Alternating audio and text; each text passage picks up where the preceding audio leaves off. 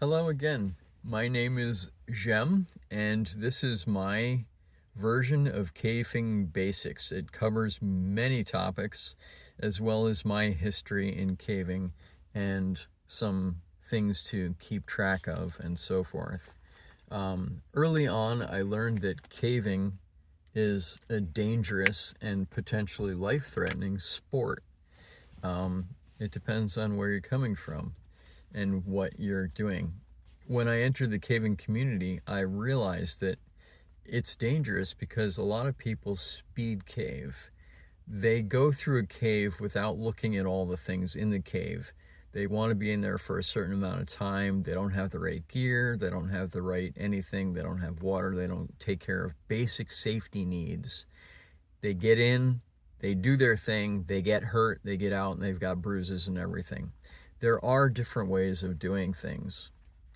Given my backstory, I'm from the Northeast United States. That is, I'm from upstate New York, and the cave that I became familiar with when I was young was called the Berlin Cave in Berlin, New York.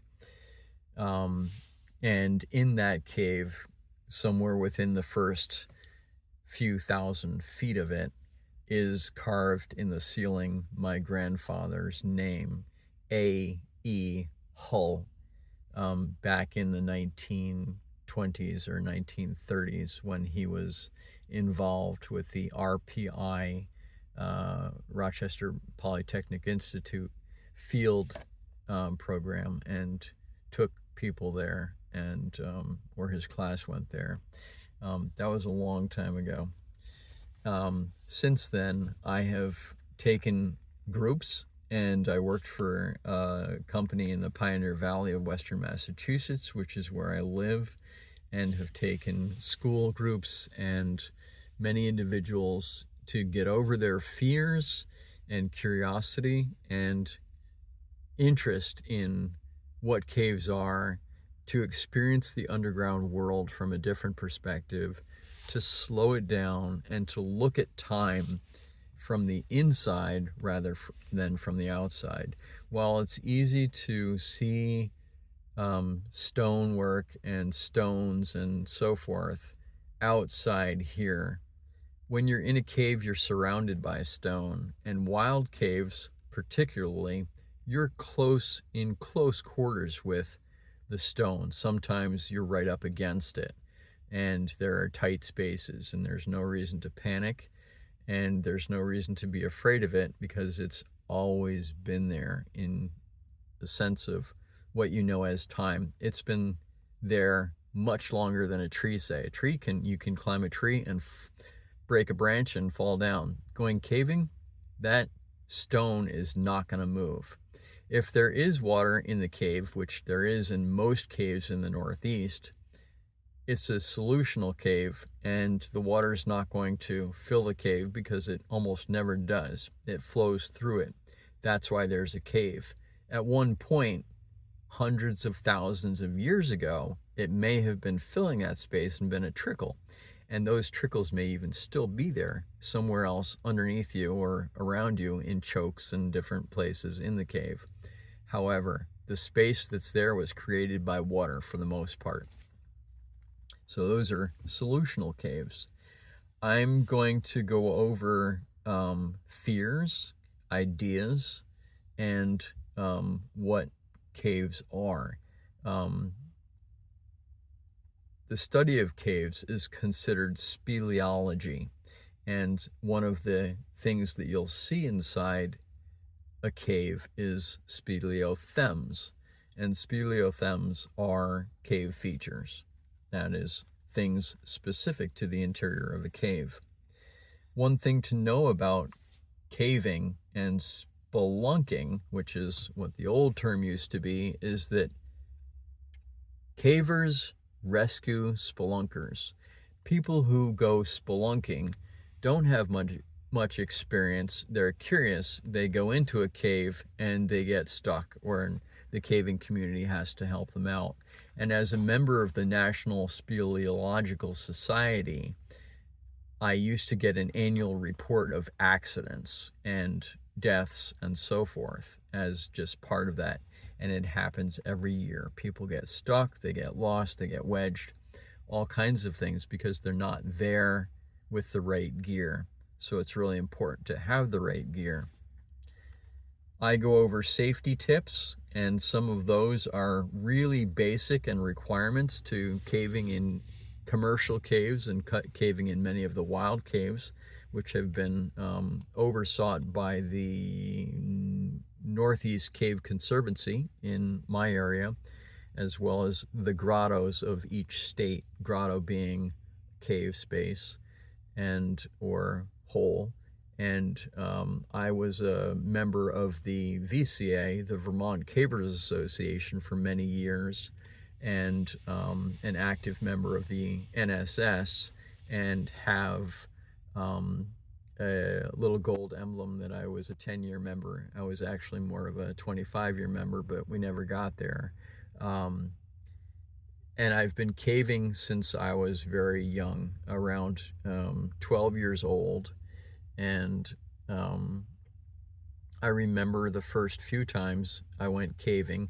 One was Clarksville Cave in Voorheesville, upstate New York, and the other one was Berlin Cave in Berlin, New York, or what is come to know now as it was purchased is Bentley Cave. There are actually 2 or 3 caves there. One is called Dry Valley Cavern, and the other one is Bentley Cave.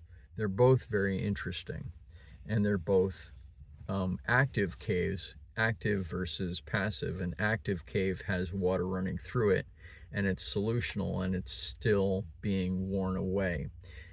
Another type of cave is a talus cave, talus being a slope of stone or a pile of stones, and spaces created underneath are considered talus caves. There are phreatic tubes, which are solutional caves made of the deposits built up and then worn away in passages in the cave, in very active caves. And then there are also lava tubes, which I know very little about and have never been in one, but those exist as well. And that is a place where there may have been something inside, or a pocket that filled with air inside a lava flow, and has been opened up to the surface, creating a tube or a space. There are other types of caves which I'm probably not going into here, and there's a really, really good video that David Attenborough put out on caves many years ago in his Whole Earth series, which I think is excellent if you want to learn anything more about caves and all of the details. A lot of people are afraid to go in caves because they're afraid of spiders, bats, and moths. Oh my. At the entranceway of every opening, spiders and moths hang out looking for food. They aren't there to bite you. They have no interest in you. In fact, they're there because it's a transition zone between what comes into the cave, which they can catch, and those things can't see them. Those things are coming in for protection, and the spiders and the moths are there, and they can eat those things. Bats have taken a huge hit. It was discovered probably somewhere around 2010, maybe earlier, that there was a syndrome, white nose syndrome, affecting bats in the Northeast. And over a matter of a few years, the entire population of bats dwindled to a few. So we're talking millions and millions of bats getting this white nose syndrome, which consumes, it's on there, it's a fungus, it consumes the sugar in their body when they're in hibernation or when they're in suspended animation. And because they're depleted, they come out of the cave during winter looking for food and drop dead within 20 seconds. So finding piles of bats outside the cave was a big thing when it happened. And the Northeast particularly, but all over the world at this point, took a huge took a huge hit to the bat population, mainly little brown Myotis, large brown Myotis, and pipistrelle bats, which are primarily in the Northeast, but all over the world. And we saw the decline in many regions. Europe being another place where there was a major decline. If you're curious or if you're a pro, I offer tips and safety on having an enjoyable experience. The minimum number of people caving should always be 3. If someone gets stuck, one person runs for help and the other person helps the person that is stuck, helps them work it out. And while the other person has gone for help, preferably 2 people with experience and one maybe not, but always have a minimum of 3 people. And then there's a backpack of things you should always have: a quart of water, some food, be fed, well rested, and know how long you're going to be in. Putting yourself in a cave is putting yourself in an environment that is not very different than a walk-in refrigerator. In the Northeast, a superficial cave will be about 10 to 15 degrees different than the surface. That is, a superficial cave being around 10 feet below the surface. Caves that are deeper, anywhere from 60 or 70 feet down to several hundred feet, which do exist in the Northeast, will generally have a temperature, a year-round temperature, between 48 and 52 degrees. That's cold, and you need to be prepared for being in a cold environment. Always bring 2 changes of clothing. Wear one to the cave, have one in your backpack, and have your caving gear. And I'll go over gear at a different point. But always have 2 changes of clothing, because your wet, muddy clothing, which you will get wet and muddy in the Northeast, it's almost a guarantee, means that when you wear that home and you're super cold, you aren't getting warm enough. Or if it's in the winter, your walk back to the car in wet clothing means that by the time you get to the car, it's frozen, or you can't walk with it, or you break down on the way there. Be safe. Choose clothing that is non-cotton. If you're going to the cave, feel free to wear the cotton, wear anything you want that keeps you warm, and then when you get to the cave, either go inside the cave and change or whatever, but keep that clothing somewhere dry near the cave entrance or inside the cave where it's going to be protected from weather, so that when you come out, you can take off your gear, take off your wet clothing, put it in a bag, be safe about it, and wash it in hot water when you get home. But have that change of clothing so that you can come home safely. Also, always carry water, not just to the cave, but with you. You'll get thirsty because you'll be working out in a different environment. Do not expect to go speed caving, and if you do, expect to get hurt. Speed caving is for people who are experienced and who are trying to beat a time record. I learned that most of the cave community isn't interested in looking at all of the stuff that's in a cave: fossils, speleothems, all kinds of details and colors and patterns and so forth, because they just want to have the experience, and it's quick, and they want to show you, and they want to get out.